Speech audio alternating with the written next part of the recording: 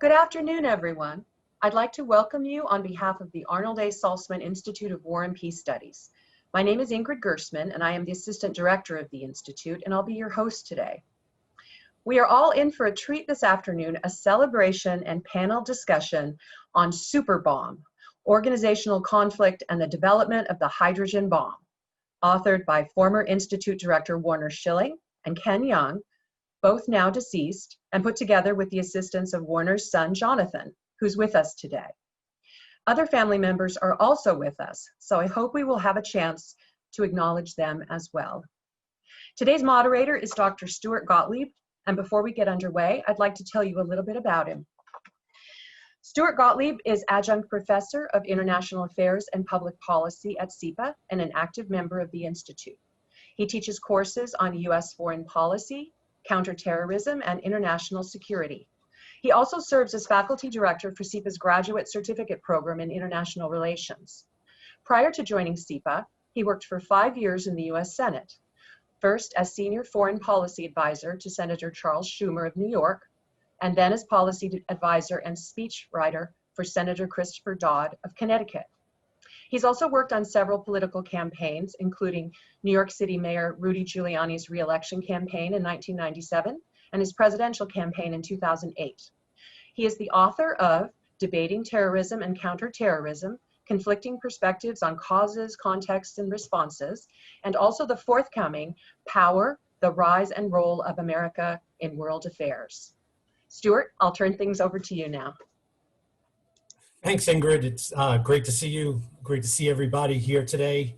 When we have a little open discussion, hopefully everybody can tune in with their video a little later on.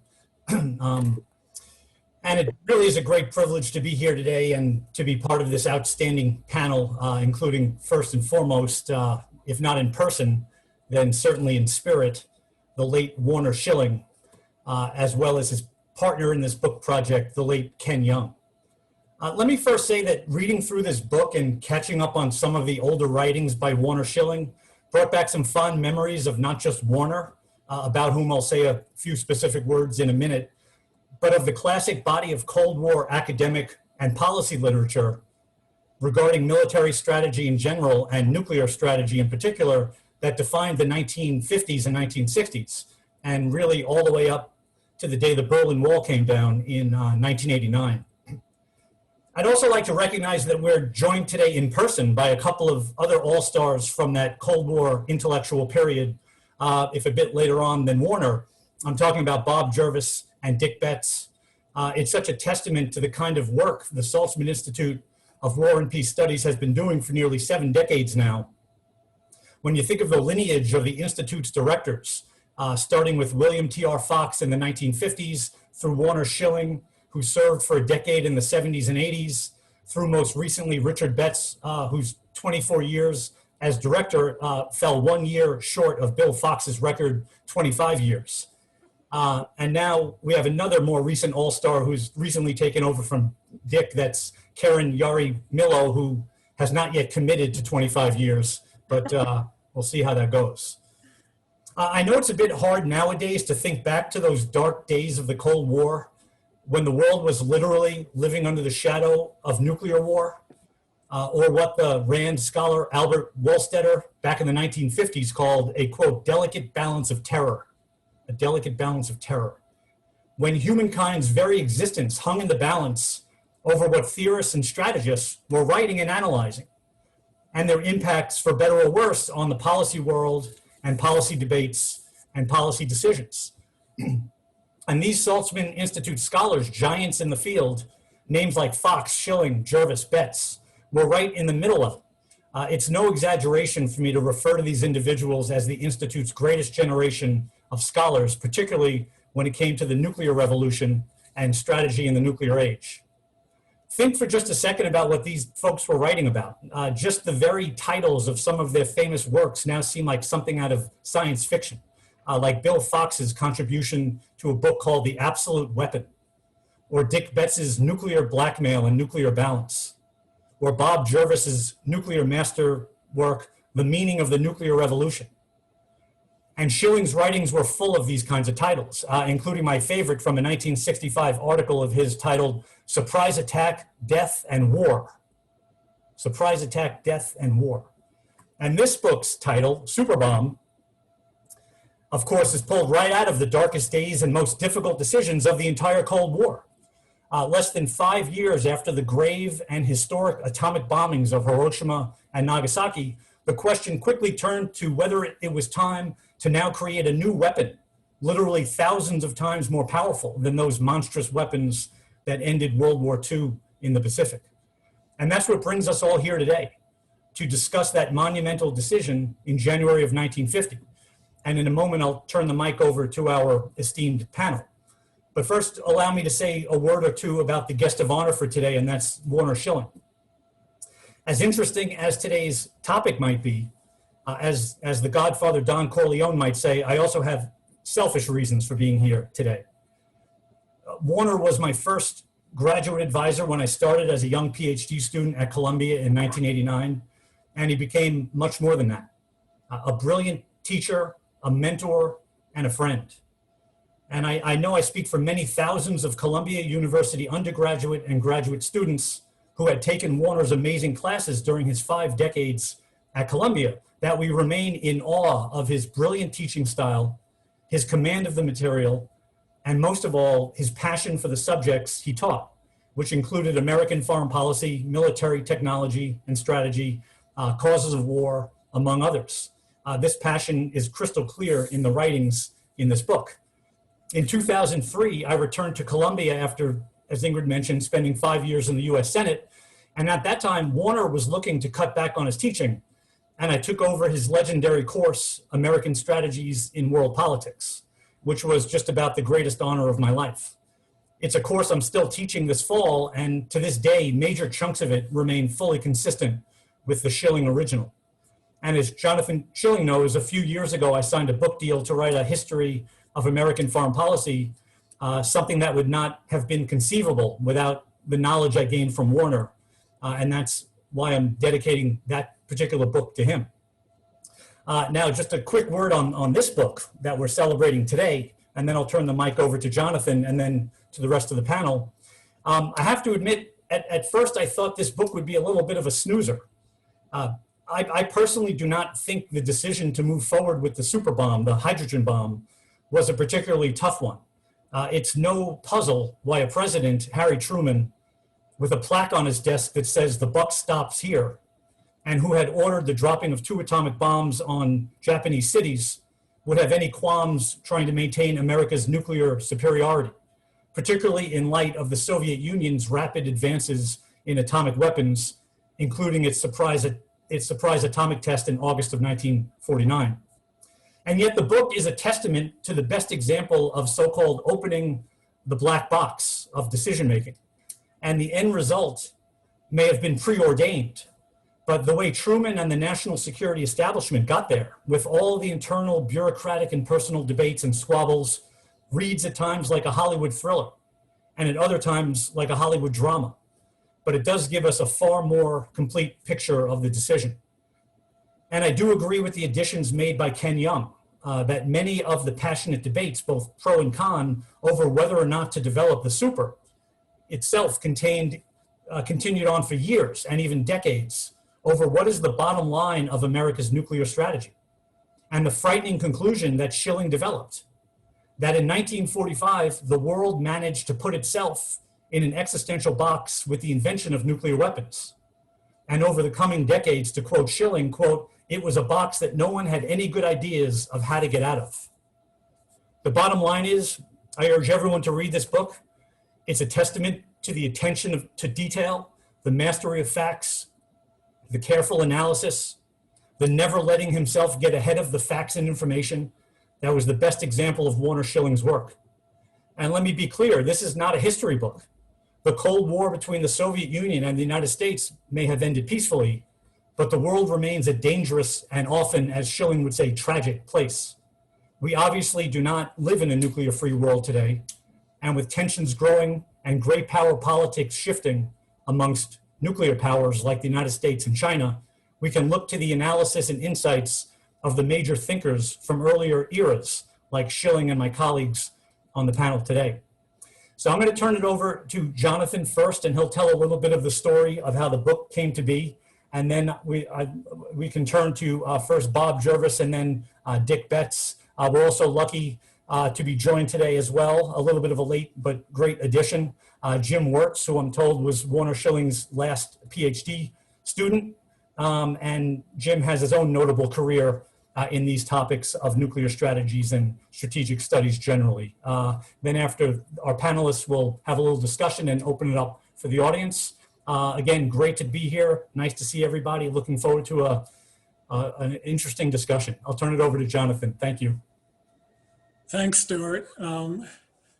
As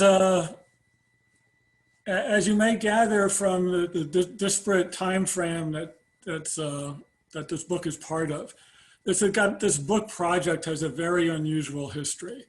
It was worked on by two different professors, 60 years apart, who never met each other, who only had one brief email exchange in 2012, and who unfortunately neither one of whom lived to see its publication.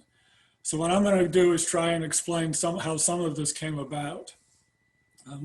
At the core of the first part of this book are 66 interviews that my father, Warner Schilling, did with everybody involved in the H-bomb decision of 1949 and 1950.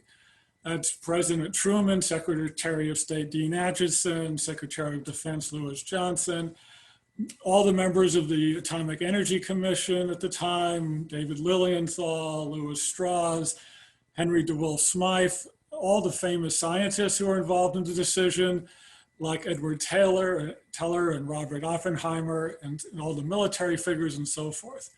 Pretty much he got to interview everyone. And at the time, he was only 31 years old. He was a very junior professor. He had spent several years in service, so he was even younger in professional life than the age would indicate. And so the first thing that's interesting is how he was able to get all these interviews with all these people.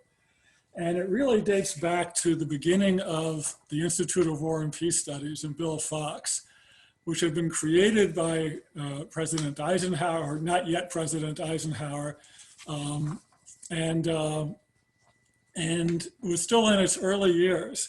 But Bill Fox had a sufficient reputation within the academic and the government world that he wrote letters of introduction basically for my father. This is one of them that dates back from 1956 when he's going to get an interview with Isidore Isaac Rabi, the physicist. And there's just a bunch of these where he introduces that the Institute of War and Peace Studies is interested in civil-military relations. It's interested in understanding how this particular decision was made. And they'd be very much interested if the interview subject would participate in these discussions. And they pretty much all said yes.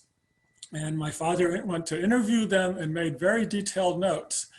And these interview notes themselves are quite the read. They go on for pages and pages. For example, here it just gives an idea of all the old-fashioned typewritten notes that, this is the interview with Edward Teller, which went over a period of 2 days actually. And some of these are like 15 pages long. And in them, my father betrays this incredible amount of confidence in his abilities to discuss with people. And in return, the interview subjects were quite impressed with his acumen and understanding that the decisions, even if they disagreed with them at times, they were still impressed. David Lilienthal, the chair of the AUC, thought he must have had a law school background because he kept asking questions that would come back around and probe deeper into the truth of the thing and so forth. On the other hand, sort of paired with that, the notes go into great detail about the interview subject themselves, his personal impressions of them. And this is one of the things that Ken Young was very impressed with when he first read these notes. He has character assessments of the people, like he talks about how Edward Teller is the kind of person who could, some people would really enjoy working with and some people would really not enjoy working with him, that kind of personality and so forth. So he had a lot of, even at a young age, a lot of good perceptions about all these people who were, many of whom were much older than him, who he was interviewing. But at the same time, the notes are very self-critical in places.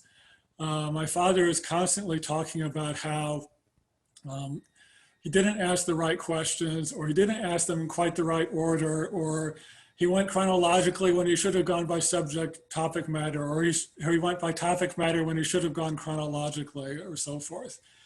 And, you know, or he wasn't feeling well that day. And I've looked back through the notes, and his questions were fine. And what this shows to me is that he was always his own worst critic. And this is part of what led to the full book that he always intended to write about this subject never coming to be. Because between 1956 and 1958 is when he did all these interviews. And he was supposed to come up with a book within the next couple of years about this. But he had 2 other book projects going on at the same time, plus growing, you know, teaching responsibilities and so forth. And the book didn't materialize. Eventually, in 1961, in this issue of Political Science Quarterly, he published a 20-page article about one aspect of his conclusions about the H-bomb decision and what was behind it. And here there's an extensive footnote on one page down here. He talks about how he hasn't given any names or any detailed citations what comes from the interviews. He talks about that he did the 66 interviews, but there's no particular details of it. But he says, detailed description and citation will, of course, be later available with the publication of the entire book-length study of the H-bomb decision. So that was 1961, and unfortunately, the book never materialized. And the interviews just sat there all during this time. And I had heard about them growing up in the family, and it was always a subject that he felt, you know, didn't like talking about, felt bad about. He had never really capitalized on all this work he had done and all these, so forth. And so it was sort of just a sort of depressing aspect of his professional career. Years and years and years passed. Other scholars who worked in the same field had seen that footnote and occasionally asked him, you know, what was going on, you know, was the book going to appear? Could they look at the interviews? And he always sort of fobbed them off. Then towards the end of his life in 2012, Ken Young asked him the same question in an email, and he actually gave a bit of an answer, and he told me about it. And then after my father passed away in 2012, I reached out to Ken Young and said, you know, there are all these interviews here. Are you interested? So I want to talk a bit about Ken Young, because a lot of people here, Americans or people with Columbia associations, may not know much about him. He has an unusual career to have even gotten into the field. He made his name in the whole area of public policy. He was a member of the Greater London Group in the London School of Economics in the 1960s. That was headed by a guy called William Robeson. And so they talked a lot about what the best form of government would be for metropolitan London, and he worked on government projects and things like that. So he became a well-known name in that field. Then very late in his career, sort of beginning around the year 2000, 2003 or so, he made a complete shift into becoming a historian of the early Cold War period. And I was part of a book event at King's College London in early March, just before everything shut down around the world. And I was talking with his wife then at the time, and she said that, well, yes, he was always, you know, even though he was a public policy person, he always felt like he was a historian at heart. He knew he was very conversant with the history of Tory politics in England, for example. And he was always interested in military history. And in fact, even during his public policy lectures, his students would place bets on whether he would manage to get a photo of an aircraft worked into the projections of the lecture. So it was always sort of incubating in him this other interest that he had. So late in his career, he effects the switch over to becoming a historian of the early Cold War. And he wrote several journal articles on this, some of which won prizes and whatnot. And he focused some of it on the career of Louis Strauss, who was the commissioner on the AEC and later chair of the AEC. And eventually, especially later during the period, becomes sort of a villain of the tale. And so after my father's passing, I continued to have exchanges with Ken Young, and eventually he came to the US, looked at the interview notes, and my brother and I met him, and we went forward with this project.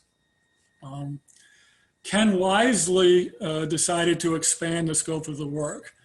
My father had originally intended to write a blow-by-blow history of the H-bomb decision, who talked with who on what date, how did that influence the next person, and so forth. At the time in the 1950s, if he had published such a thing, it would have been the first reliable account of it. But by the time the 2010s were going on, this kind of official history had already been published as part of the Atomic Energy Commission's official history series, which runs to 3 volumes, the second of which really covers the H-bomb decision. And so, you know, some of this ground had been pretty well trod over. And further, as Stuart said before, to some people, the decision itself didn't come as a big surprise.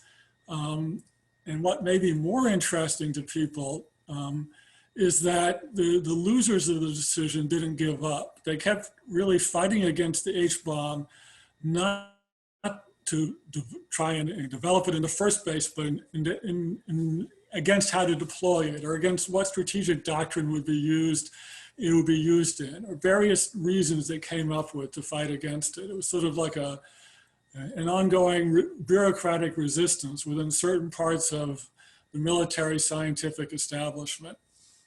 Because this whole question, even if the decision to go forward with the H-bomb sounds obvious now, it was not obvious to everyone then. The whole period, it was, you know, between August 1949, when the Soviets exploded their A-bomb, and January 1950, when Truman made the decision to go forward, it deeply split the American government, military, and scientific communities.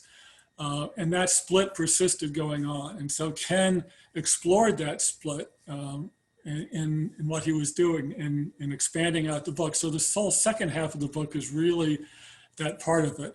But a lot of what my father talked about did get into the book, not just the interviews, but I was able to find a lot of notes and outlines that he wrote about the conclusion that he was going to have. And those are incorporated into the first part of the inclusion of Super Bomb. And also,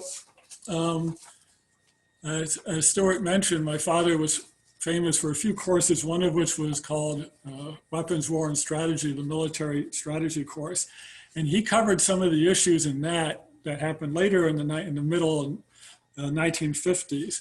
And I still have access to his old lecture notes, full of his lecture note cards, all with all his annotations and his backup references and so forth. These are the things that he would actually give his lectures from. And I was able to tell Ken about some of this, and I was able to get my father's insights into certain things like problems the Strategic Air Command was having with how effective a deterrent it would be against the Soviet Union, the deliverability of the bombs, what amount of industrial capability they could destroy in the Soviet Union and so forth. So I was able to get that worked into the book. So, and then when, unfortunately, unknown to me, the whole last year that Ken was working on the book, he was sick with cancer, and he was able to get a final manuscript off just before his health really got so bad he couldn't do any more work. And then for about the final year before publication, I worked with the publisher, Cornell University Press, on copy editing, on pinning down historical facts and getting the footnotes exactly right, recontacting archives, things like that, just so that all the backing material of the book would be solid. So in the end, I was involved in that phase, and my brother Derek also helped considerably during that process. So in all, I feel that this is, even though this is a book consists of work by two different people 60 years apart who never met, I feel it is more of a coherent whole than that would otherwise suggest. I think the influences of both authors sort of exerts this effect in what each one ended up contributing to the book. So that's basically what I wanted to say about how this whole project came about. And I and other members of the family certainly thank all the people who assisted with it and all the people who are here for this discussion about it. Thanks, Jonathan. It was really, really nice. And please pass along our best after the event to everyone from the family. Many of us know your family for a lot of years too. Right. So Bob, we'll turn it over to you if you want to jump in for a little bit. Yes. First, I have to say I have a very bad cough. So if I have a coughing fit, bear with me. It's not COVID. Just got a phone call 5 minutes ago saying the test is negative. So, but it's a little unpleasant. I want a few introductory remarks, both about the audience and about Warner. One or two substantive things about the H-bomb, and then take most of my time talking about the approach in bureaucratic politics. First, on the audience, I mean, I don't know if all of you know, but Dick Garwin is on page 102 of the book. Dick was involved in the H-bomb test and involved in really a great deal of this nuclear history, both from the inside and writing perceptively. And it's marvelous to see you, and I hope you'll break in. And of course, we have others who are involved in the nuclear story, Paul Richards and Lynn Sykes.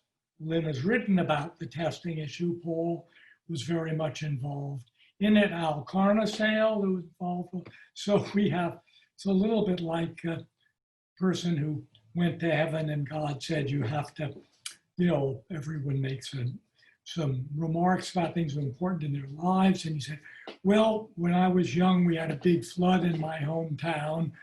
And God said, well, that's fine, but you should know that Noah is in the audience. So I'm aware of the Noahs. Also, Stacy Goddard, who was Warner's, I think, last RA and worked very closely with him. Okay, you can't avoid a couple of Warner stories. First, 66 interviews. Oh my God, that's an enormous amount of work.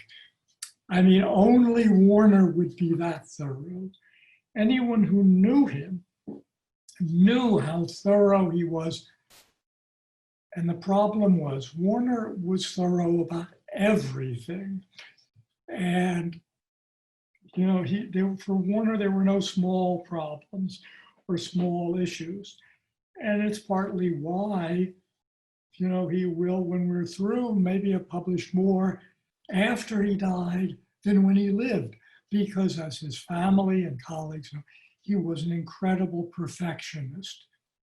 And, that was great, but it had a cost. And I just could tell one other story about that. One of his major publications is the making of the defense budget for, I think, 1951, 50 or 51. But anyway, and it's in a book with other essays by Glenn Snyder and Paul Hammond, a very good book that we all still read.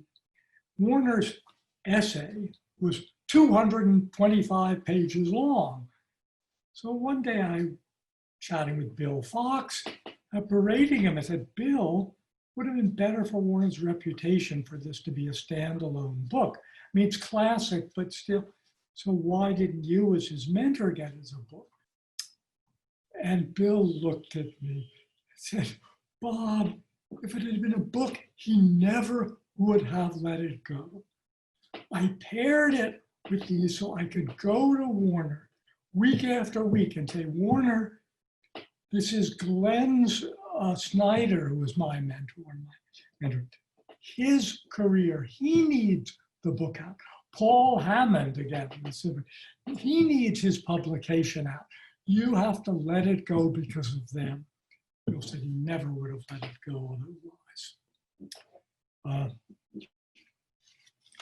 All right, I'll have one other Warner anecdote when I go on, but just one thing on the decision and the meaning of the H-bomb.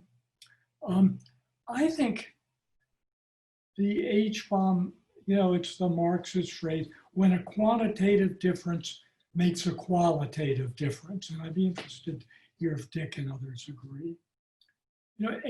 A-bomb we know was very large. And you could do this thing in between called a boosted A-bomb that used hydrogen material but was not a pure fusion. But even they had limits. And if any of you, especially the younger people, and I've noticed more and more people are younger nowadays, that they see the marvelous satirical documentary about civil defense in the mid-50s called Duck and Cover. And they make fun of civil defense because, of course, what was the point? Well, if when the Soviets exploded an atomic bomb on Wall Street and we were up at Columbia, Dick would know more. It would maybe rattle the windows. It wouldn't break them. We would have no direct damage, and depending on where the wind was blowing, maybe very little indirect damage. The H-bomb was different, and I can remember as a teenager, they showed on television one of the, I don't know if it was the test, the initial one, or one that was actually dropped from an aircraft, but one of the early H-bomb tests. And they took, the mushroom cloud, that picture, and they superimposed on the bottom the profile of Manhattan Island. And a good deal, I'd say half at least of Manhattan Island, maybe more, fit in the stem of the mushroom cloud. This is a qualitative difference. Fred Kaplan tells the story of when my other good friend and former colleague, Bernard Brody, was at RAND, and they had early word of the H-bomb, probably after maybe the first test, but before the bomb. And Bernard was down literally on the floor with the maps drawing lay down circles, really. And, Bernard had been in the business since 45. And he said he was just stunned at the difference, the amount of destruction. And so I think this is a really qualitative change. And I think that's important for understanding what these people were going through. All right, now I want to turn to the bureaucratic politics approach that Warner and then Ken Young used. And I want to be a little unfair to my former colleagues at Harvard. Al Carnesale may want to defend them, but probably not. Bureaucratic politics became, in a way, for most of us academics, became famous with Graham Allison's book and the work he and Mort Halpern did, the Cuban Missile Crisis, Allison and Halpern, and some related things. That I could exercise self-control in not going into a long critique of that work. I want to contrast the work with what I'd call the Columbia bureaucratic politics, work represented by Warner, somewhat, and by Roger Hilsman, somewhat spanning by Sam Huntington, who was junior faculty at Harvard, didn't get tenure, came to Columbia for, I don't know how many years, we have it in these 4 years or so, and then lured back to Harvard. The character, let me just stress what comes out in here, that to be a little unfair, the Harvard bureaucratic approach is very much built on Miles' law. Where you stand depends on where you sit. And there's a real truth to that. But that's the core, which I think is somewhat applied mechanistically in some of the, the Cambridge work. That contrasts with the, if you will, looser, more historical, more political, and a little bit more psychological approach that what I call the Columbia group had. It isn't as a neat theory, but I think it catches much more. Let me just read off the 4 characteristics that are relevant here. The first is every issue has a history, and you got to take that into account. You may not be able to cut into it all the way at the beginning. Although this book, I agree very much with Jonathan, one of the virtues of this book, and I was the internal editor at Cornell for the series I co-edit, is that it carries the story beyond where many people. But as Edward Teller says, to understand this, you have to go back to 1945.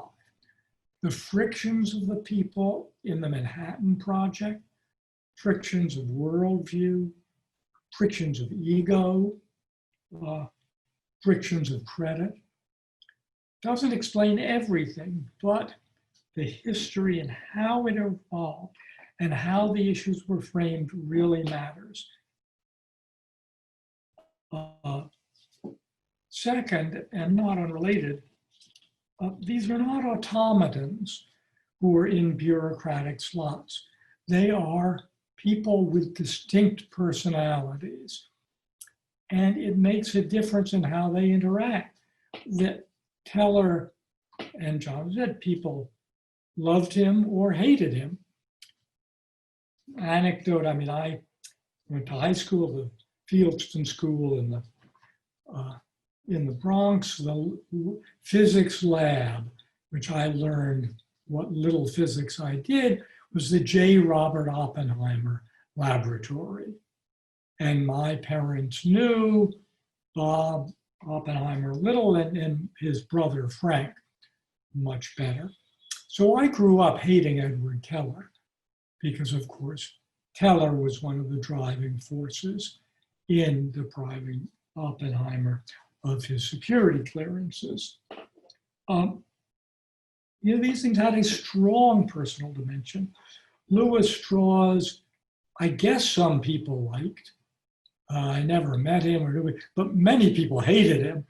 And many of the descriptions, at least from people I believe, are just very, paint a rather ugly picture of Strauss, whose name was Strauss, but he insisted on pronouncing it Strauss. Not a good sign.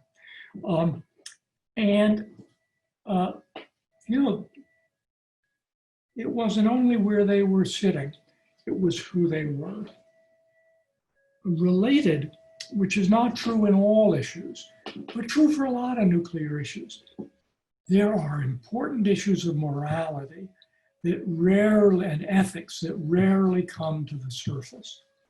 And I want to just have one more Warner story here. Warner felt this deeply too.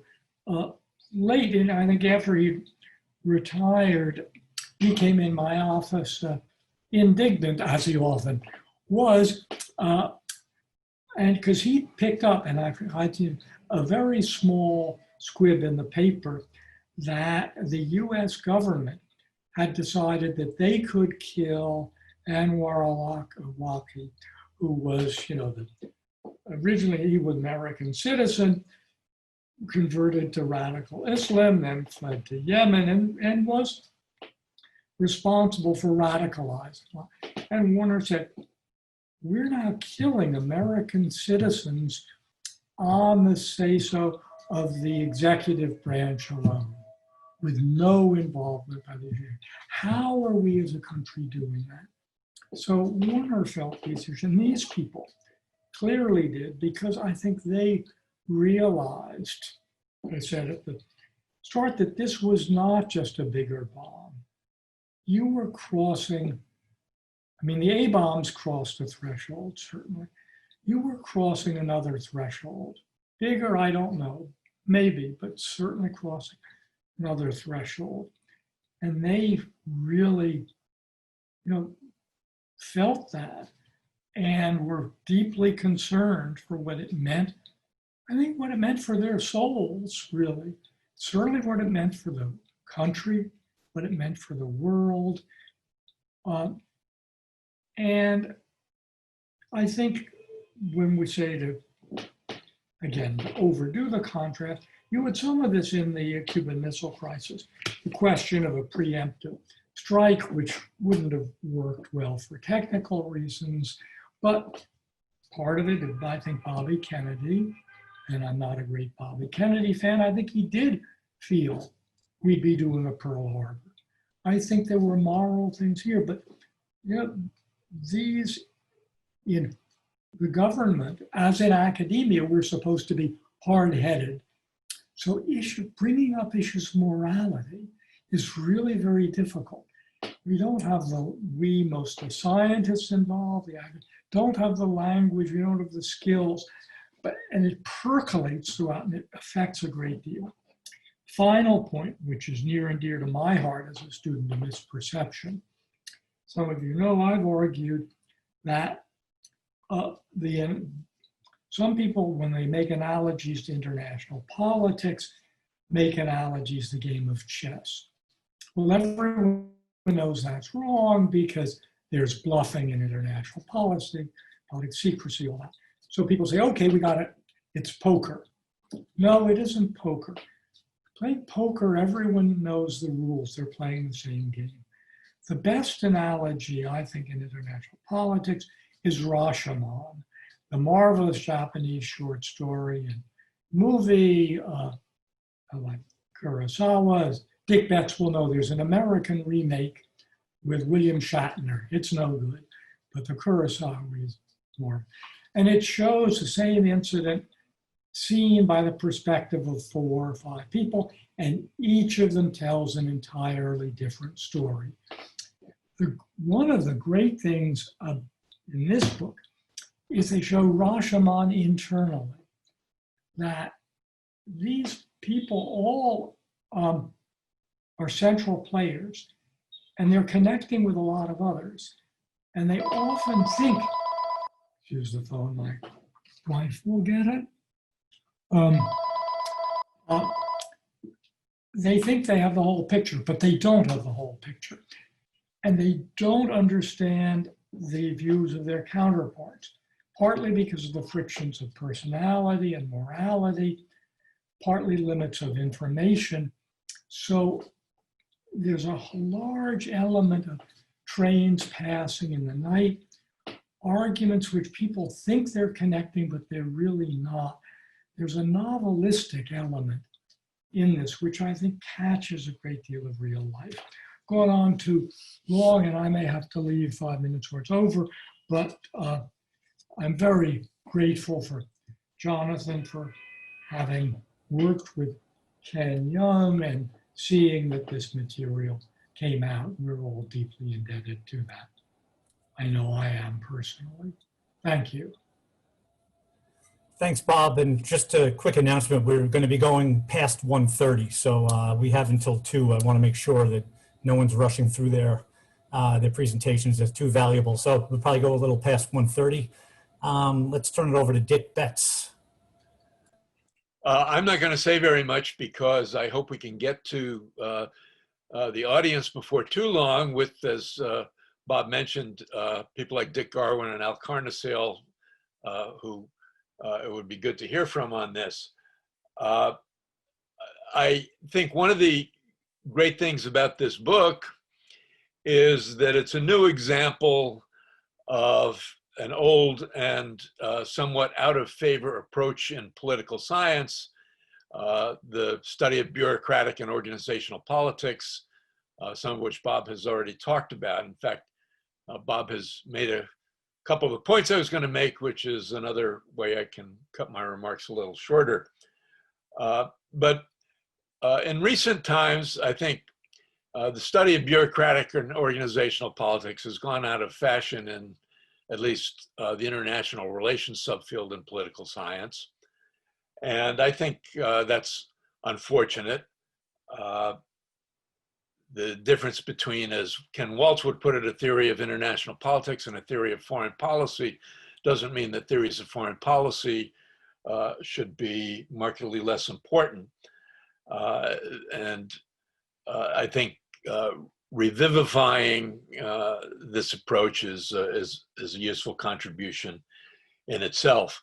Bob also noted the Rashomon Effect, which in the book, I guess, is referred to as the kaleidoscopic quality of the whole phenomenon. That and the detailed charting of the different perceptions and judgments of those involved is a useful reminder to the current generation of political scientists that it's rather artificial and naive to analyze international politics in terms of single rational solutions to problems. The reminders in the history in the book of the naivete of that assumption, I think, are quite useful. On the other hand, some might say, what's the outcome that could have been different? And that's a more difficult question. As Truman is cited in the book as saying, there really was no decision to make. And that's something I think that Stuart argued at the beginning. Whether or not that's true, the outlining of the conflicting arguments is still useful for other purposes as well. So, for example, the discussion of the debate about Air Force strategic doctrine, about strategic bombing, I think is quite useful and relates to a question about how that doctrine became accepted more or less as a baseline for American military strategy for several decades, given the controversies earlier and since the Cold War, because it's quite notable now, I think, that the assumptions that lay behind a lot of American policy on nuclear weapons during the Cold War in recent times and in the lifetimes of the students listening to us now are not accepted. In fact, the legal contortions through which some Air Force target planners have to go now would have been quite amazing to people in the earlier period.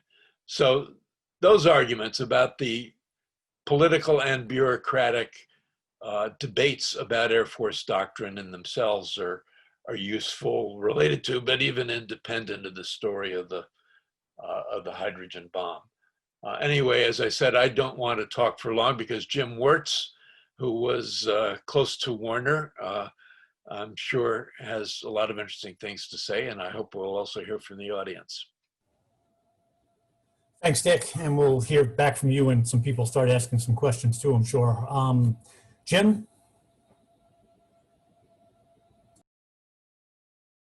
Well, thank you for the invitation to be here. It's great to be back with my friends and family after living in California for a while. You know, reading Warner's book was really amazing. As Bob said, 66 interviews, the number of interviews. I don't think it's possible to do that anymore. I don't know what the IRB would look like, right? Trying to ask permission to do those kinds of interviews. What really struck me about what Warner found was that he really went in there, I think, without a lot of theoretical preconceptions, which allowed him to record the history that really did focus on personal issues, right? people's personal vendettas, preferences, likes, dislikes. It focused on the theories they used to explain what was happening. It explained the bureaucratic interests, egos, morality, all of these things there in those conversations, and it really is fascinating. You know, Oppenheimer. You know, one question I had was when I read the book is, why would Oppenheimer this roller, right? What moved him to try to stop the super, to try to stop development of the hydrogen bomb? And you could look at it maybe on a personal level. He felt guilty about his involvement with the A bomb, the use of the A bomb. He wanted to try to end it. Maybe he could end it with the super. He had an instant interest. He was more connected with Los Alamos than with the Lawrence Teller cabal going up in Berkeley. Enormous amounts of money in this. There are service interest in this. In the book, there's Warner used to like to say that a weapon that was immoral was too big for your service to carry, and that emerged out of the interviews. That was an Air Force general commenting on the Navy's position on the super. So was it a matter of personal vendetta? It was a matter of personal hatred. All those elements go in, and as Bob said, they're not really reflected in hard bureaucratic, but maybe the Columbia view is a richer milieu of forces that work on this. But those forces are alive and well.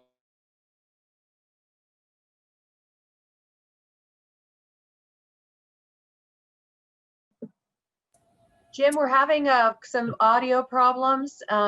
We have a frozen video off and on, but we're also having some audio problems. Do you have your phone on Zoom as well, or just? Now you're muted, I think. Let's see. Are you? No. Let's see. Now he's gone. Is he gone? Okay. Well, when we get him back, we'll put him back on. Okay. He'll come back in, I'm sure. Sure. But, you know, why don't we do this? There's a couple of scholars involved with these these programs that are knowledgeable that Dick and Bob mentioned. Dick Garwin, Al Carnesale is here.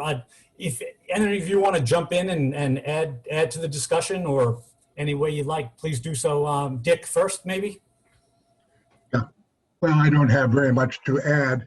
I knew many of these people extremely well. I used to have lunch with I.I. Robbie at Columbia after I moved to New York in December of 1952. I knew Edward Teller very well at the University of Chicago faculty and at Los Alamos, where I spent many summers beginning in 1950.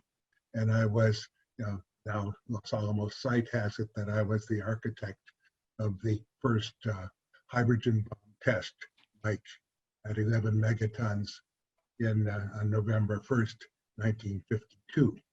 But I didn't have anything to do with the decision to develop the hydrogen bomb.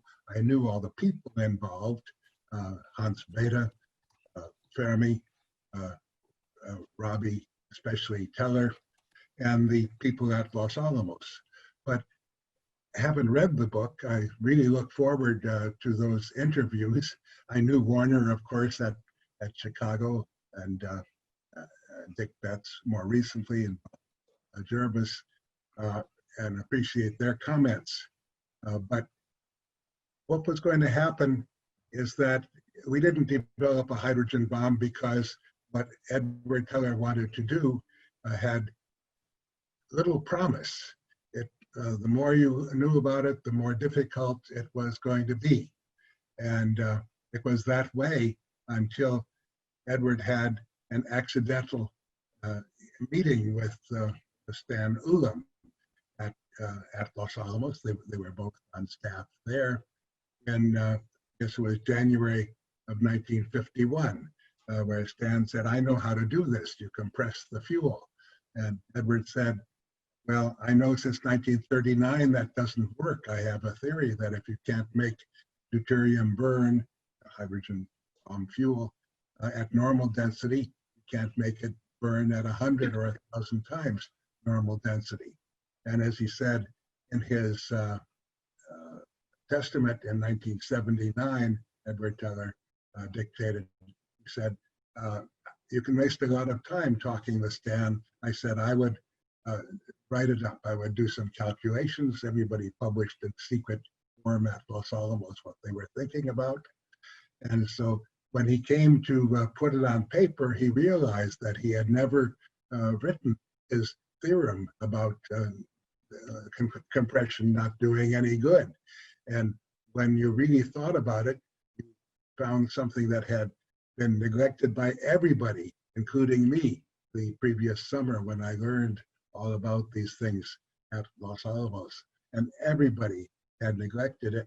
And that is that in addition to energy that was well known, black body radiation had pressure, and that could be used.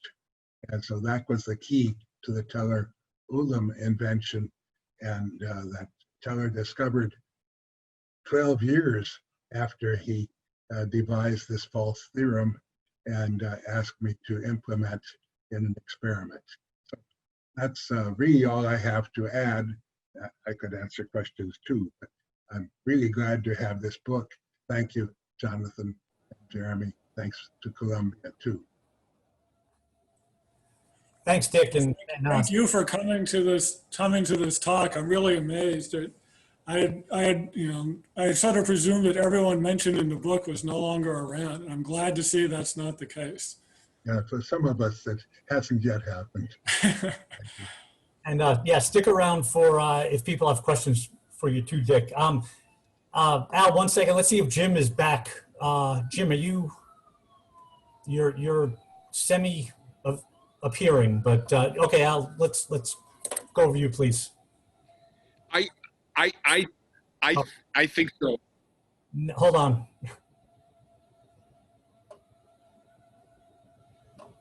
Jim, are you there? Yep, I'm there. Can you? I don't know how much of what I said before was transmitted, or did I go dead right when I came on? Yeah, no. Just a few points. Am I breaking up? Yeah, it's not. It's unfortunately Anyway. not coming through. Want to? Okay. One thing you could do, Jim, is you could zoom in on your phone if you want, and give up the video. Turn off your computer Zoom, and just come in on your phone, and you could talk, and we could listen to you. Al, please. Unmute, please, Al. Yeah, I just did. First of all, it's good to see so many of you after all these years. Let me say a few things. As you know, I'm not a political scientist. I studied many of these things. I was not involved with this decision at all. But I think there are a few sort of hypotheses that I always had that always appear to be true. And they apply, I'm sure, to this decision as well. First is that weapons are dangerous, destabilizing, and immoral if and only if they are the adversary's weapons. We had an amazing ability to rationalize why, if we had it, it was a second strike weapon intended purely for deterrence, but if they had it, it was further evidence of their intention to launch a first strike. So that was always true. Secondly, what did it take to deter? Well, we looked at our forces, as often been said, through the large end of the telescope, and we looked at theirs through the small end. So there was always an exaggeration of what the balance was. The third observation that applies to this case is I'm sure that many felt, if not almost all, that it's not a question of whether there will be hydrogen bombs. It's only a question of who will have them first and who will have more of them. And finally, which has always seemed absurd, but is always a big part of this problem, was there never was a clear logic for what you should do after there was the first strike. It was clear that you should threaten a devastating retaliation. It was not clear that it would be in your interest to actually do it if the time should come. And if you think that was a problem for trying to deter a strike on the United States, think of the credibility of extended deterrence. So let me make sure, the man from Mars would say, let me make sure I understand this. So if the Soviets attack Germany, you're going to launch an attack on the Soviet Union, knowing full well that they are going to launch an attack against you. That doesn't make sense. To which the answer would be, shut up, you just don't understand. So I think all of these things relate to any of the decisions. I'm not particularly familiar with this one, but the whole string of decisions, these factors always had a large influence and perhaps dominant influence on them. I'm done. Thank you.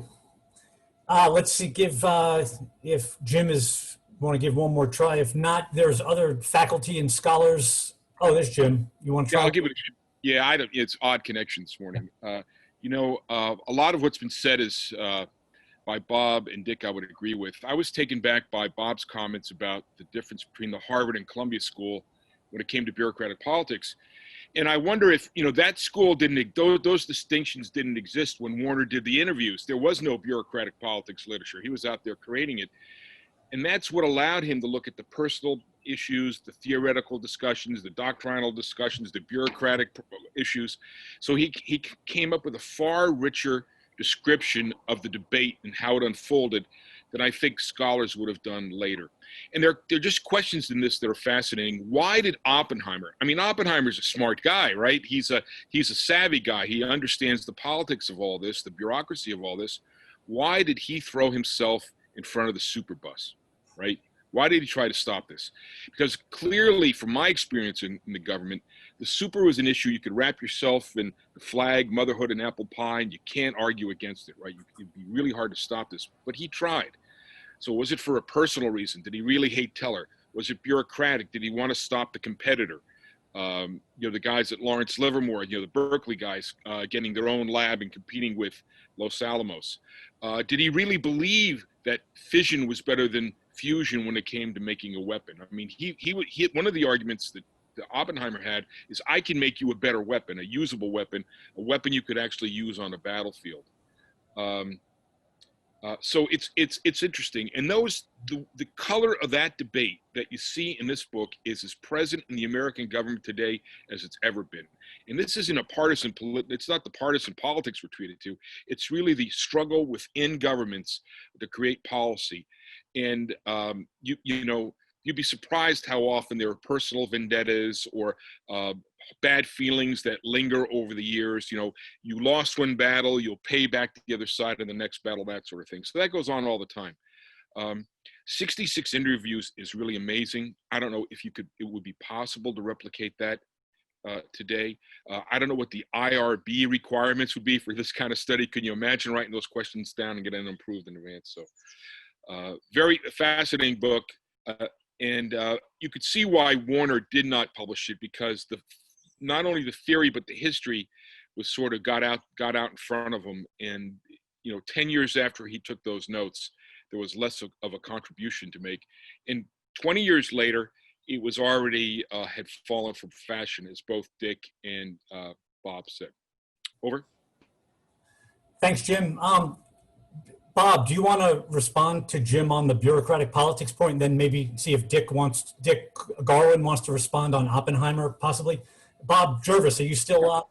Yeah, sorry. Yeah, very briefly, I think what Dick and Jim have said, right, that for this book, and for Warner's study of the budget, that it's much more inductive than most political science would be now. And I think he went into it not knowing what he'd find, and therefore was very open to all these richness and all, as Dick said, with the kaleidoscope, the strands that don't lend themselves to a neat theory. And I think it's a much fuller picture of what happened. But I do want to hear Dick, especially on the Oppenheimer question and his personality and his personal views, because he lost an enormous amount in this as a result of this. I don't know if he saw that coming.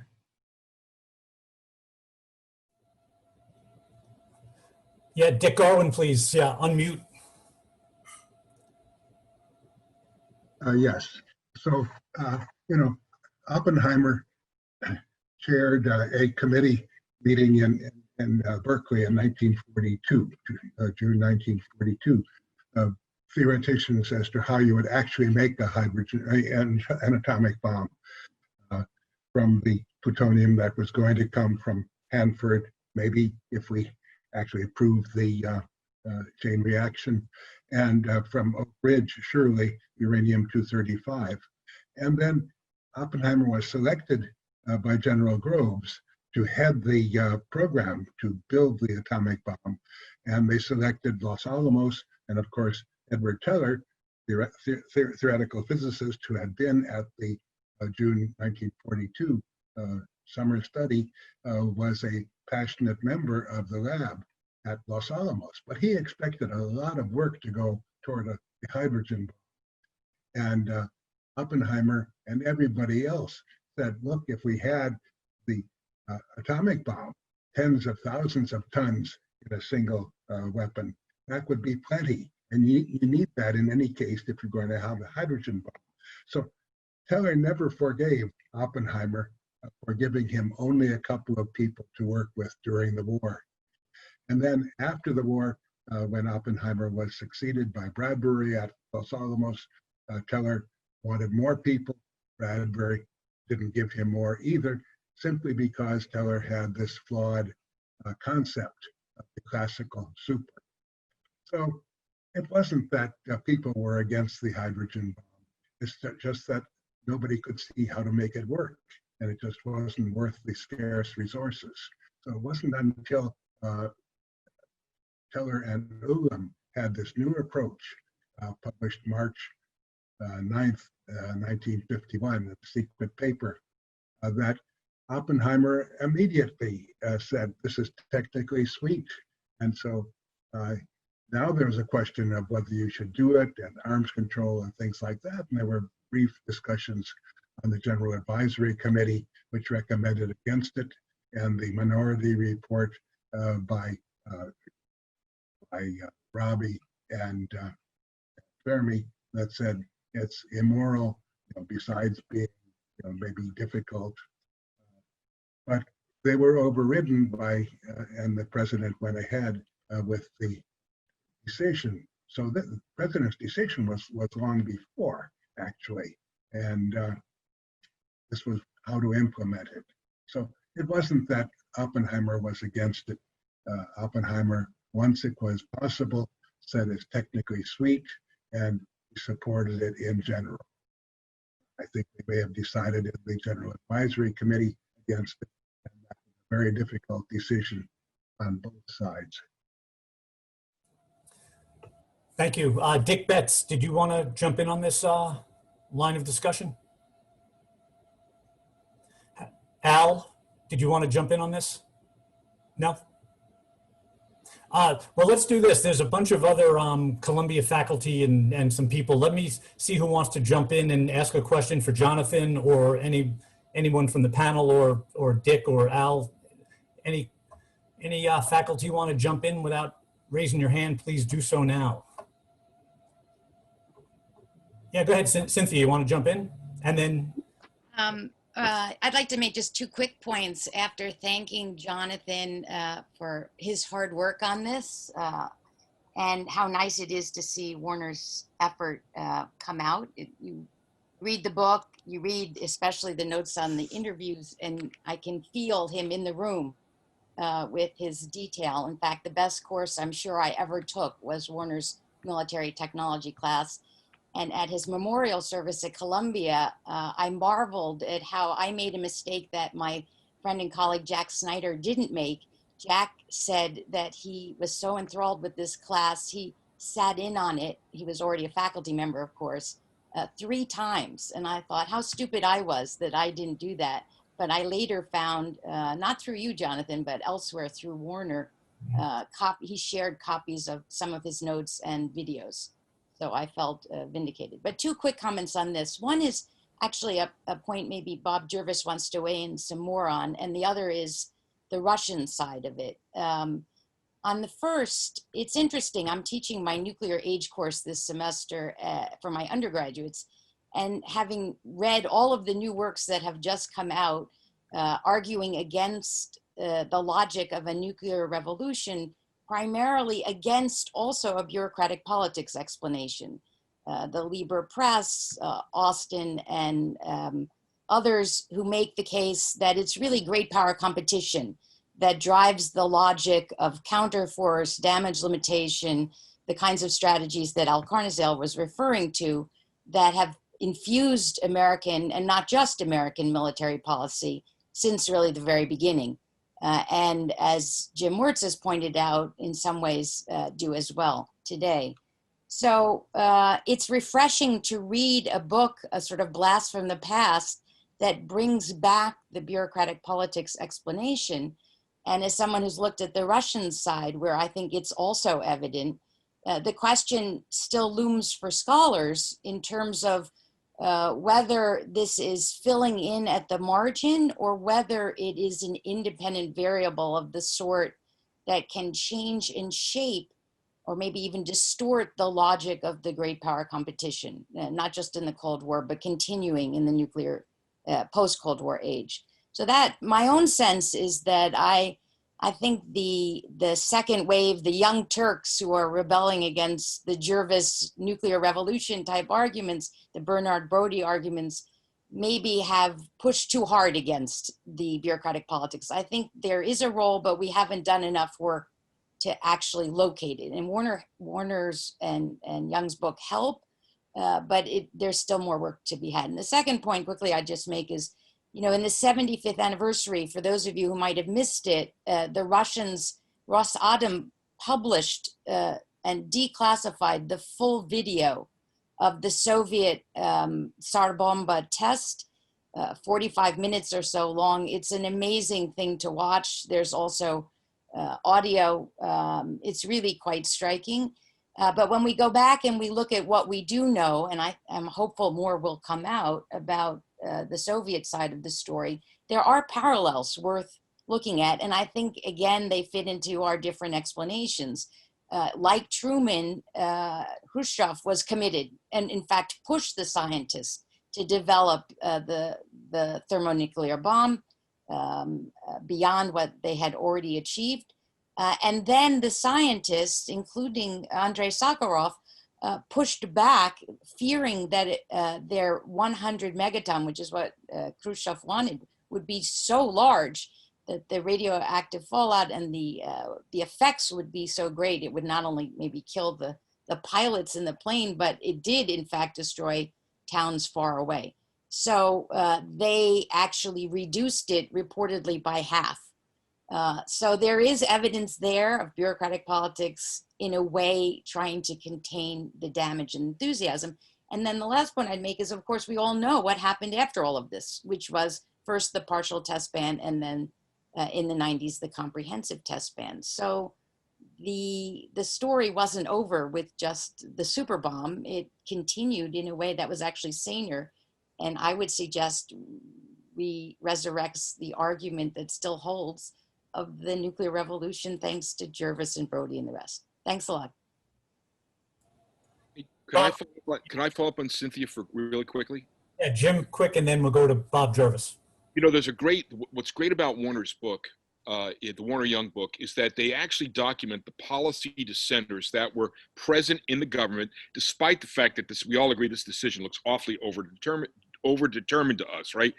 And when I reviewed Warner's book, I actually reviewed it against a book by Mehta about why states abandon nuclear programs, and the reason why is because there are always policy dissenters within a government, and that what circumstances allow those dissenters to rise and beat the overdetermined outcomes. So I think what's interesting is that even in a case here that does seem overdetermined, there was a sizable portion of the U.S. government was working against the bomb in a variety of ways. They didn't succeed, But even in a case that's overdetermined, those policy dissenters are there.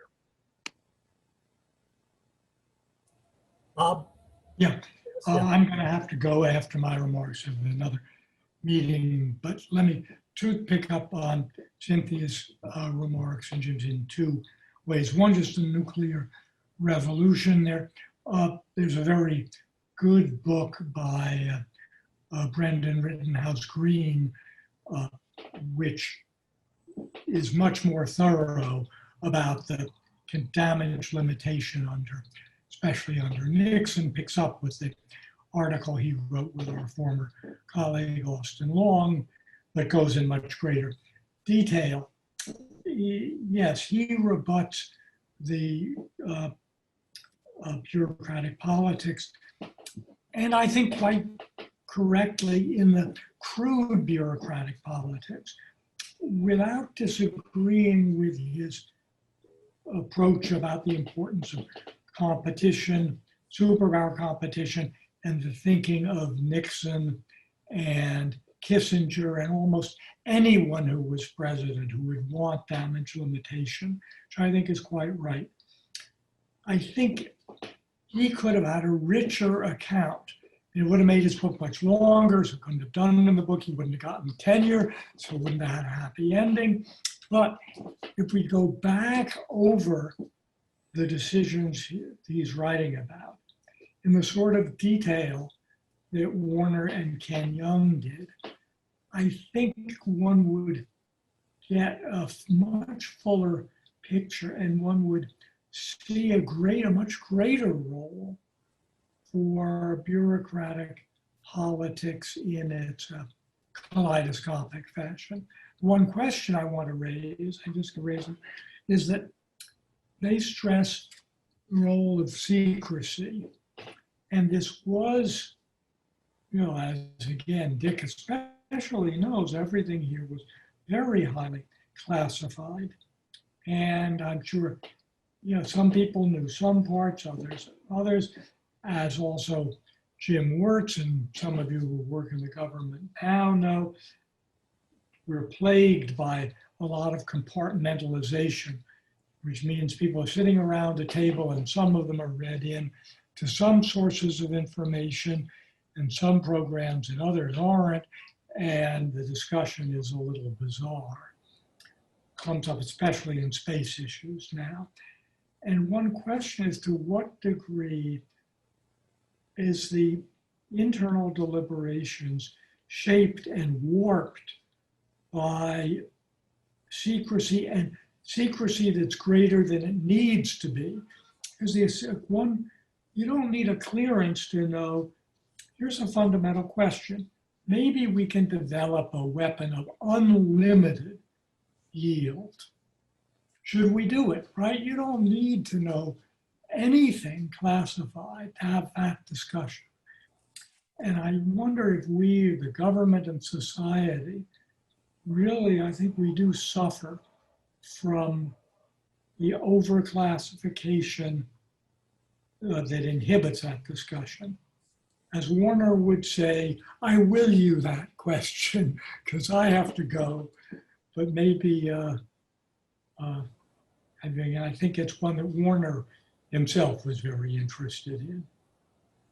Jonathan. I want to hear Jonathan. In particular on this question, it's addressed in the conclusion of the book. One is that during the whole debate, a lot of people had allies that they never realized they had, especially on the against side. They just never came in contact with each other. But even more than that, something my father was always fascinated by was that almost nobody knew the size of the atomic stockpile, which was pretty small in the early years and was a closely held secret. And there was controversy even over who knew the size of the atomic stockpile. One official would say this other official knew it, and the other official would say, no, I think that first official knows it. He had a friend who was part of the joint committee that oversaw atomic energy, who actually told him that it was people wouldn't even want to know the size of the atomic stockpile because they were afraid they would divulge it. And so the fear of secrecy and the effect of secrecy on the debate was immense all the way through. This is something that was added to the book from digging through his lecture notes and so forth. It was a particular fascination of my father. And it turned out that the actual size of the stockpile was determined by some low-level bureaucrats in a raw materials organization somewhere. So I just wanted to point that out. Dick Betts, did you want to jump in on this, Dick? You got to, if you do, you need to unmute. No, I think the main points have been made, and I too have to go to the other meeting, but thanks to everyone, and you should all read the book. Thanks. We'll stick around though. Let's see if anyone else, any other faculty or practitioners, Jonathan? Yeah, go ahead. Please. Hello? Yeah. Yeah, I'm Derek Schilling. I'm Warner's younger son and Jonathan's younger brother. I wanted to say there's obviously this project was very personal to me, and of a particularly personal note, I was struck to find out that my father interviewed Edward Teller 2 weeks before I arrived in this world.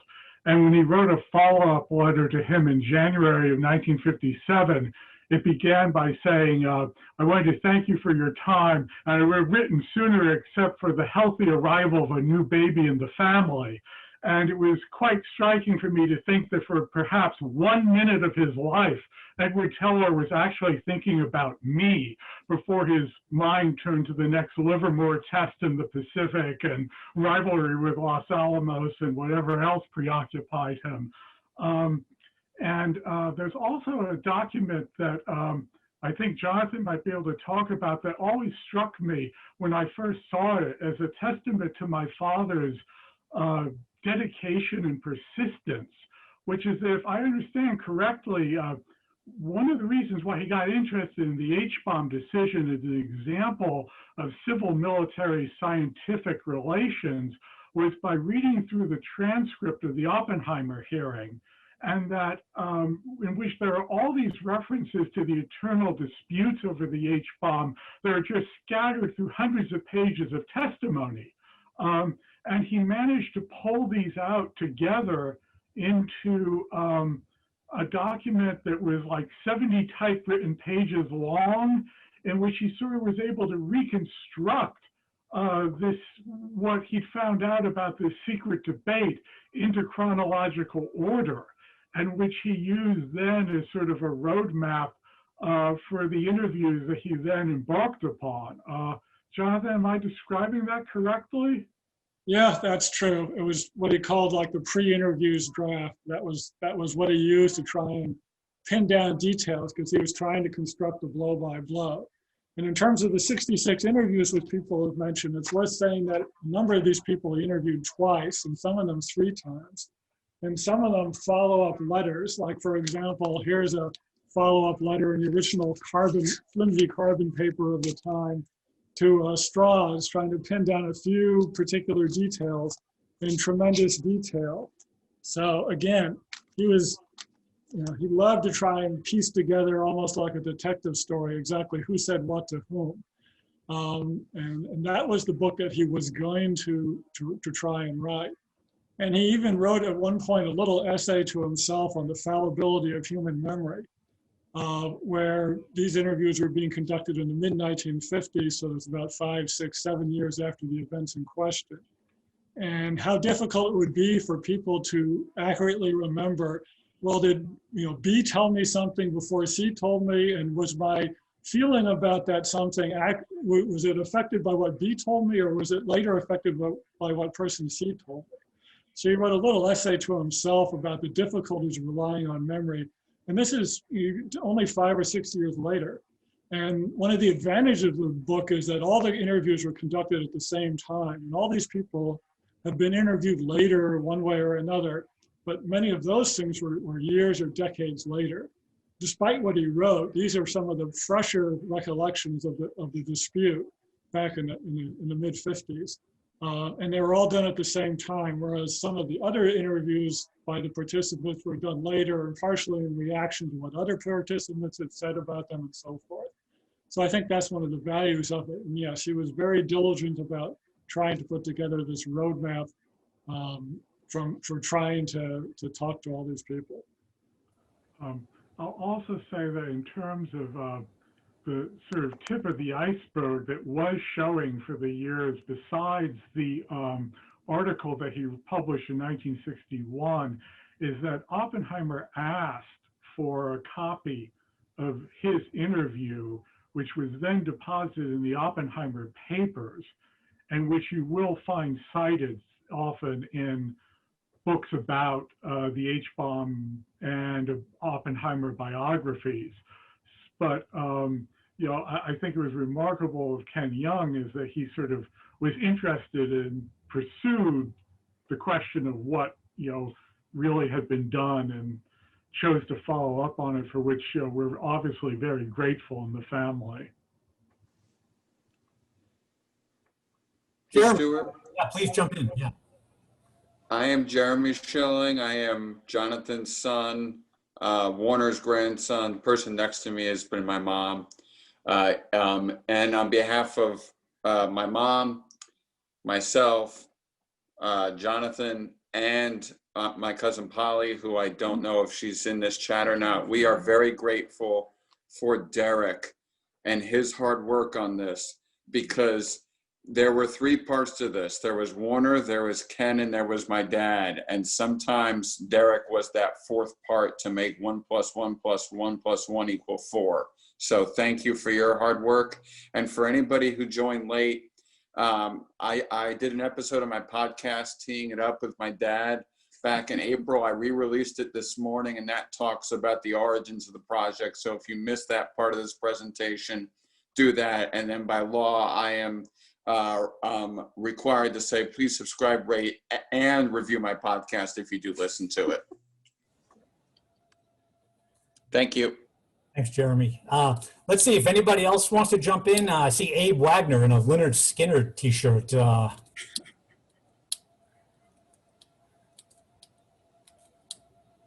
Abe, you want to unmute and jump in a bit?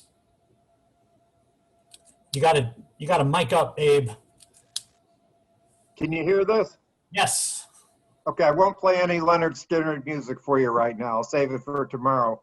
I really enjoyed the discussion, and I did enjoy reading the book, which I thought was terrific. I mentioned to Al a couple of days ago that I thought a littlest was covered at the end of the Richard Rhodes book, which I used for many years in my Columbia class, but there was only some brief mention in the epilogue, and I was thrilled to read some of the interviews. I just saw a note from my old colleague Dick Garwin on this. The only substantive thing I would say, 2 points. One, I recall some years ago, and I think Cynthia mentioned a bit of it, when there was the discussion in the government about the Tsar Bomb test. What I can recall was discussion among the experts, and Al may have been around at that point in time, was wondering why in heaven's name would somebody try and build a weapon that large? And Dick Garwin may correct me. My recollection is that they tried to build a 100 megaton weapon and it only went off at 50. But in any event, the question is, why would anybody want to construct a weapon of that size? What would be the actual, military purpose of doing this? But, I was mostly a Mideast guy at that point in time, and, not really focused on nuclear policy until I got dragged into that during the Carter administration for reasons which are quite strange. And I thought that was quite useful to understand. And I was actually thrilled to see the kinds of interviews that, were presented in the book, which are enormously useful historically. A parallel project I was involved with some years ago was trying to get interviews of the people involved in starting the original military space program. Some of those were done, and that was never, or has yet to be released. And I was really delighted to hear Bob's comments before he signed off about Well, you know, you really don't need all sorts of exotic clearances to ask these sorts of fundamental questions about, you know, development and strategy. And I think that's an important point to make, although, you know, I would say on the sort of on the opposite, when people at that level of the government got together, and I started out like as a young kid at the NSC, you know, they didn't all sit around a table, you know, with these chits saying, well, you've got this access and I don't. By and large, there usually was a fairly good, straightforward discussion of strategy. And for the people involved, did not get into the, you know, very, very deep weeds and technical details, which required some of the more bizarre accesses. But again, you know, thank you again, Ingrid and the others, for putting together this discussion and having available not only the people that worked on the book, but some of the people that were actually involved in the process, like my good friend Dick Garwin, who sent me a little note, you know, earlier today, and some of the others. You know, thanks again for putting this together and, you know, making the book available. I think it's an enormously useful part of national security history. And I promise again not to play any Leonard Skinner songs today. So on the Tsar Bomb, thanks Cynthia for introducing that. It's well worth watching the video, and no reason to doubt any of it. They really had a design for 100 megatons that would have given 100 megatons, but they decided that would be too much for the reasons stated. And so they removed the uranium internal parts aside from the primary. So a very clean weapon, and a lot of your energy release from the fusion reaction itself. It intentionally would have given 100 megatons had they used uranium internally. I'll just say that Leonard Skinner would actually be an appropriate choice, because that band always had an air of doom about it, even before the plane crash that killed some of them. And this topic has an air of doom about it too. I've tried to convey to some younger people who I've talked about it before, who don't really, you know, they don't really have any tangible feel for the Cold War. But 70 years later, the hydrogen bomb is still the most devastating weapon that humanity has ever developed.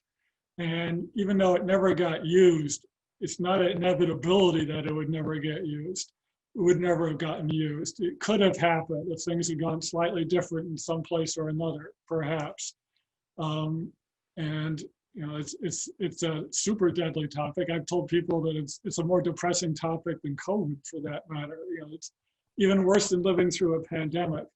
So Mr. Putin has just brought back the big hydrogen bomb in the form of the nuclear-propelled, nuclear-armed torpedo for destroying coastal regions. And this is not serious. Nobody should worry about that.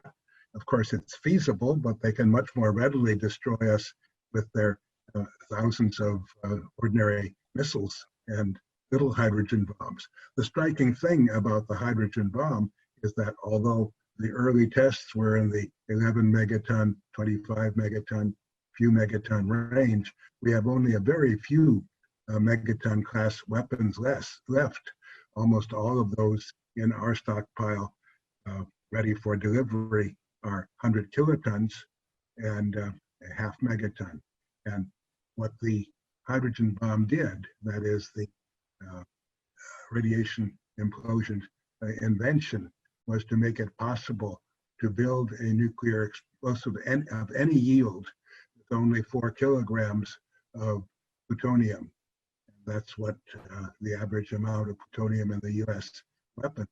So instead of having to invest enormous amounts in making a really unsafe weapon, we have all these nicely safe weapons of any size that we want, and we choose 100 kilotons, 5 times the Hiroshima Nagasaki bomb, or half megaton, which may be replaced by smaller ones.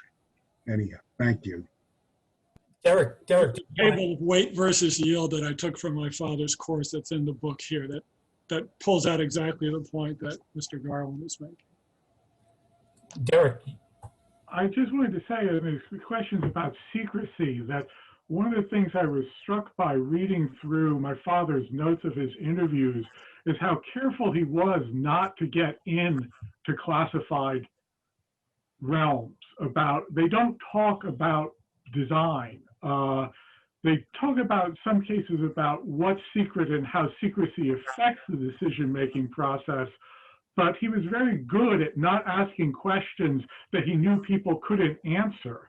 And I think for the most part, the people he talked to, including physicists who were obviously very well versed in questions of bomb design, were very good at not giving things away.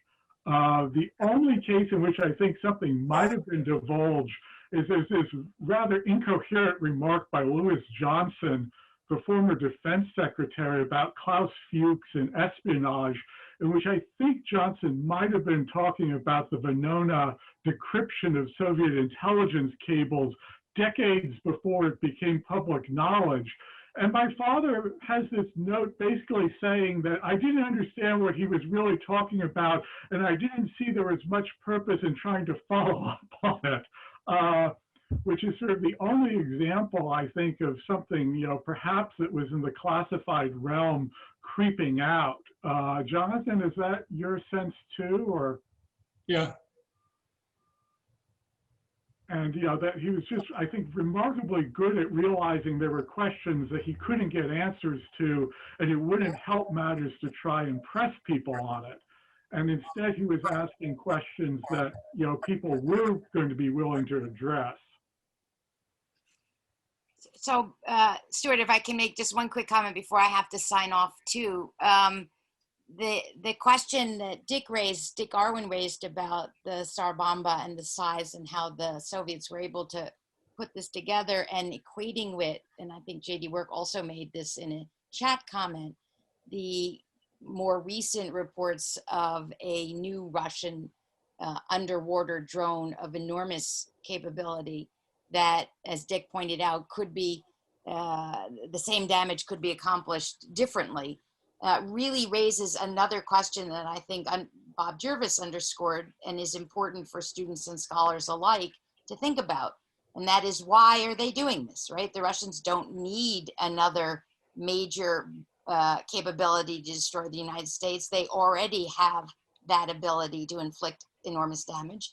And it goes back to exactly the same question facing Khrushchev, who was agitating the most to have 100 megaton super bomb detonated, even though his scientists were able to reduce that by half. And the answer might be a form of nuclear signaling, a concern about the other side gaining advantages in arms race that's not supposed to be happening. And the two, I think, may link themselves in an interesting way. So this is such a great book to have now, because a lot of the questions are raised again, and it's worth revisiting the past in a way that only Warner Schilling could do inimitably, and thinking about similar questions in the present. So thank you again. I have to sign off, but I'm really grateful that you guys did this. Thanks, Cynthia. Nancy, JD, do either of you want to jump in? Nancy Collins? Well, first off, just thank you so much, Stuart, for setting this off, and thank you so much to the participants. Jonathan, in particular, I'm just so enamored of the typed up notes that you held up of the parts of the 66 interviews, and to show the production of knowledge, the process that your father went through. Is a real gift to all of us scholars, to see the making of something. We often get to enjoy the finished product, but I'm so glad that you preserved these incredibly rich intellectual documents of your father, and therefore are making them available to us and those who follow after us. So just expressing deep gratitude to you for that. Thanks, Nancy. JD, did you want to please? Sure. Really enjoyed the discussion today, folks. I find so many parallels with so many of the questions we've been looking at lately. I absolutely concur that the absolute need for a very high yield delivery system is definitely not driving the calculus we're seeing. The new factor, obviously, in the current period is the Russian calculus of missile defense in small exchange scenarios for certain specific targets, as well as something that's only recently been declassified in the past few years, and that is the potential use of offensive cyber operations to interdict left of launch and prevent delivery of several of the missile architectures that they've put into place over the past few years. We've known about this as a potential mission since the 1980s, when we first saw some novelists writing on the potential cyber missions. But it wasn't known until about 18 months ago, when it was declassified, that President Reagan actually gave the order to develop that capability, specifically targeting the Soviet SSBN Bastion model of operations, which were not addressable through other counterforce targeting means. So we kind of see this interesting evolution there, and the question of exactly how high of a yield and exactly how much internal pressure is placed within certain organizations in the Soviet, so in the Russian context, from that Soviet legacy is just fascinating to me. So thank you. Thanks, JD. We're well over time, but this was a really fascinating discussion. Abe, you wanted to say something quick? Yeah, just a quick response to what JD was saying. Having worked in the cyber area a lot more than the nuclear one, and I could put in a plug for this monstrous book I just published, but I won't. The Reagan order was largely ignored. And when the group of us working out at CIA then were all fired, it was ignored even further. And the serious work in that area really did not take place until very, very recently. And thank goodness for the signing of a fairly recent executive order on this subject. So, unfortunately, there was a gap of many years where that area was not pursued effectively.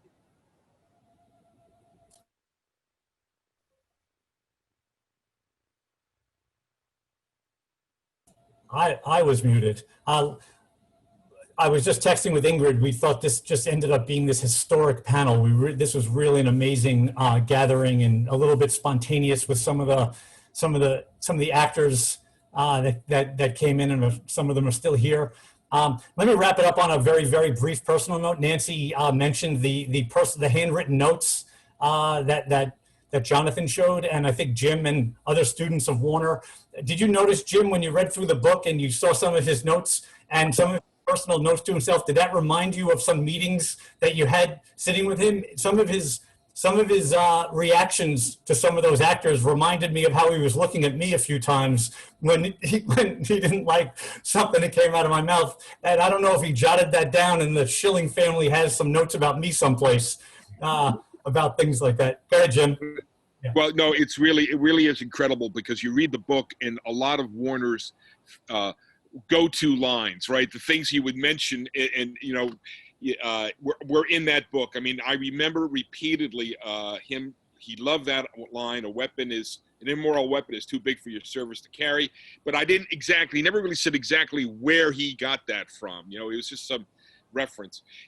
One thing I was going to say, I see it, it's just incredible. Hey, Jonathan, you going to publish the notes?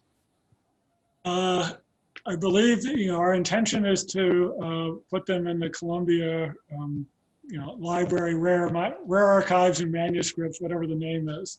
Yeah. We have to contact them. There's still, as someone mentioned early on, this is sort of like part of a campaign to get some of his unpublished work published. And there was a previous success before this, an article about assassination as an instrument of foreign policy, which I co-authored with him after he died, which was published in Political Science Quarterly.